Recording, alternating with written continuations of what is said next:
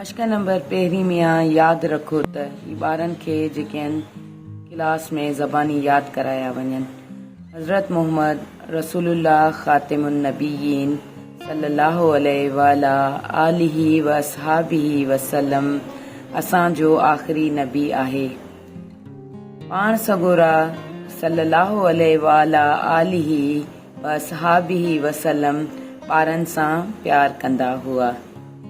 इहे जेके आहिनि ॿारनि खे ज़बानी यादि करायो वञे।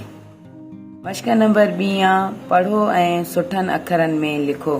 हे कुझु लफ़्ज़ ॾिना विया आहिनि, इन खे पहिरियां तव्हां ॿारनि खे पढ़ी ॿुधाईंदव ऐं सुठी राइटिंग में उन्हनि खे लिखाईंदव। सुहिणो, प्यारो, नबी, हाकिम, हकीम।